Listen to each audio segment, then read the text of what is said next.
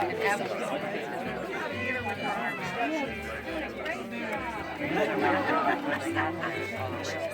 was so disappointed. I was the whole walk down.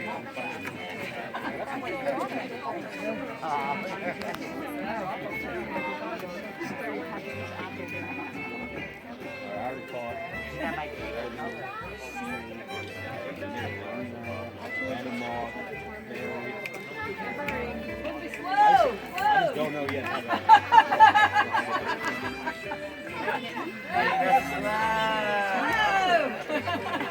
That's why you should catch like 17. Nope, that's why.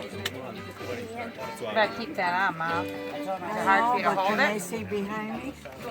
Yeah, they can move around. That's fine. So you get 3 when this one.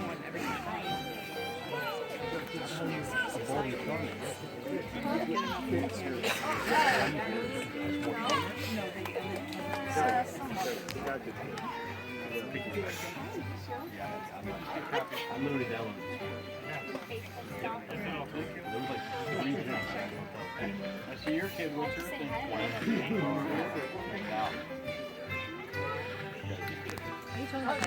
Yes, we are. Problem? No. Michelle knows. She's typical. Yeah, back in David James's young days. Yeah, same with them. Now there's a now.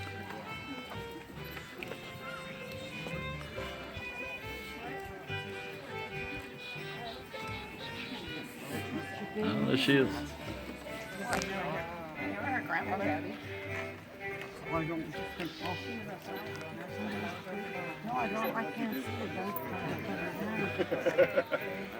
it. See Karrah? She's right there. Yeah, she's got all over.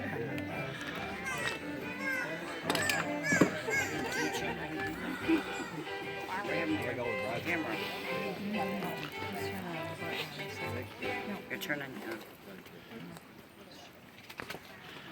Or get it to camera. They're waiting.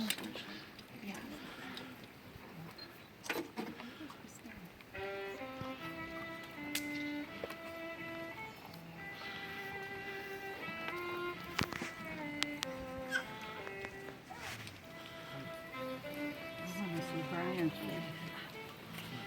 Shorter people.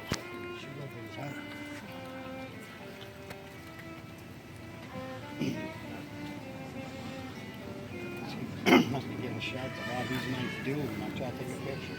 Right.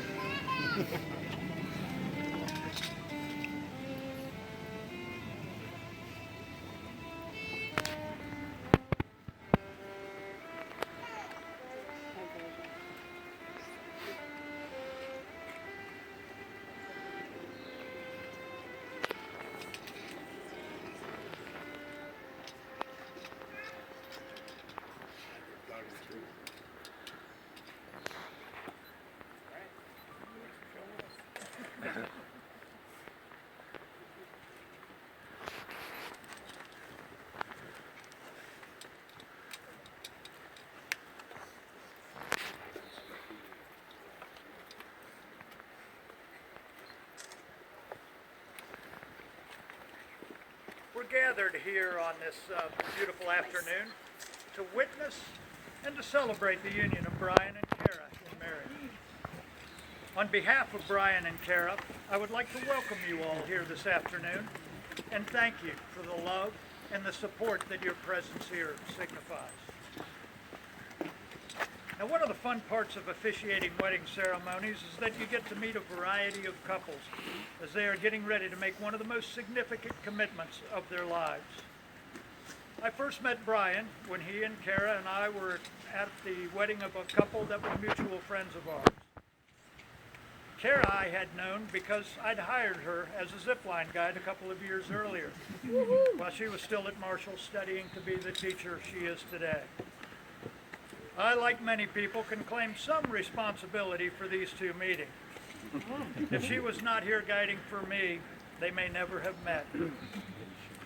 It's funny how in life sometimes a very small, unexpected moment can make such a big difference in a person's entire future. In any event, they did meet. and after overcoming a phone number snafu, they started spending time together. A year ago at Christmas time, they became engaged, and that brings us to this place and to this ceremony today.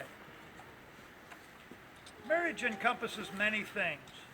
Friendship and partnership are components of a successful marriage, as are support, trust, and patience. But two of the most important parts of marriage are commitment and love. Let's hear a part of what 1 Corinthians chapter 13 says about love. Love does not insist on its own way. It is not irritable or resentful. It does not rejoice at wrong, but rejoices in right. Love bears all things, believes all things, hopes all things, endures all things. Love never ends. So faith, hope, love abide. These three, but the greatest of these is love.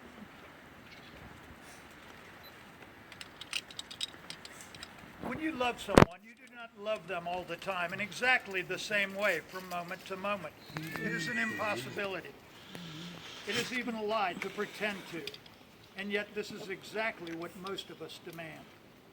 We have so little faith in the ebb and flow of life, of love, of relationships. We leap at the flow of the tide and resist in terror its ebb. We are afraid it will never return. We insist on permanency, on duration, on continuity, when the only continuity possible in life, as in love, is in growth, in fluidities, in freedom, in the sense that dancers are free, barely touching as they pass, but partners in the same pattern. The only real security is not in owning or possessing, not in demanding or expecting, not in hoping even. Security in a relationship lies neither in looking back to what was in nostalgia, nor forward to what it might be in dread or anticipation, but living in the present relationship and accepting it as it is now. Marriage is a commitment, not a short-term commitment, but one that lasts a lifetime. It is thought out and prepared for. This ceremony is a public affirmation of that commitment. It is not to be entered into lightly or unadvisedly, but discreetly, sincerely, and in dedication of life. At this time, Brian and Karrah will exchange wedding vows.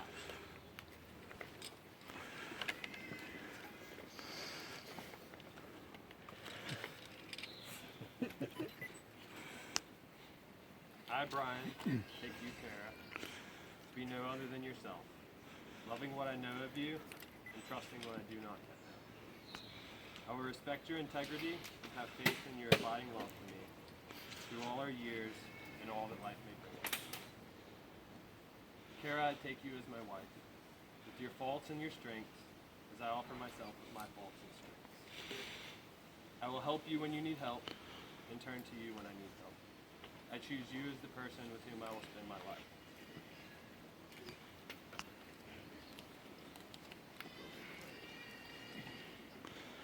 I, Karrah, take you, Brian, to be no other than yourself, loving what I know of you, trusting what I do not yet know, and I will respect your integrity and have faith in your abiding love for me. Through all our years and in all that life may bring us.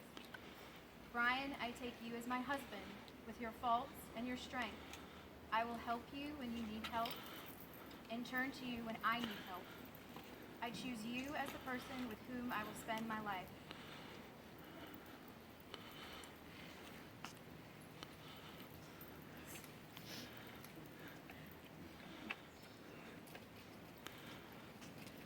The wedding ring is an outward and visible sign signifying to all the uniting of Brian and Karrah in marriage.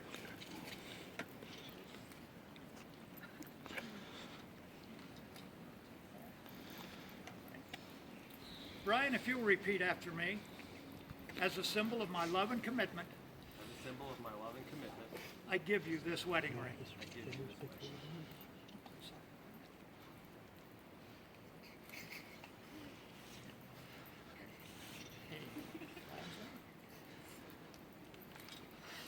Karrah, if you will repeat after me. As a symbol of my love and commitment, As a symbol of my love and commitment, I give you this wedding ring. I give you this wedding ring.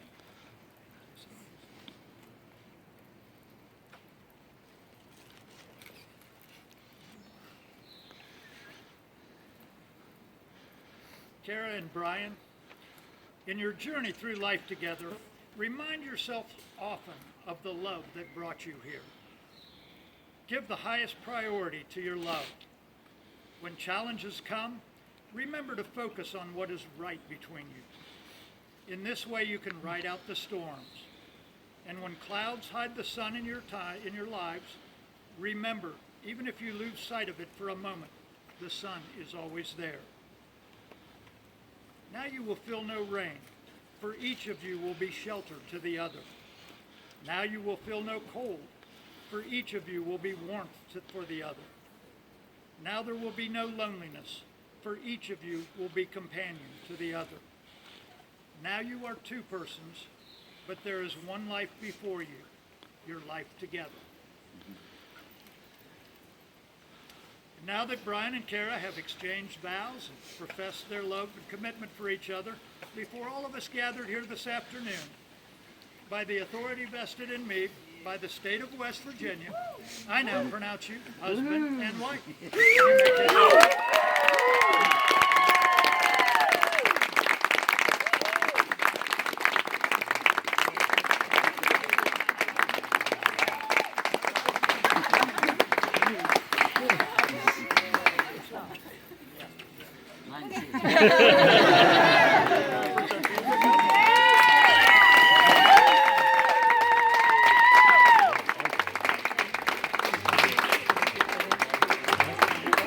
Phone needs to cool down.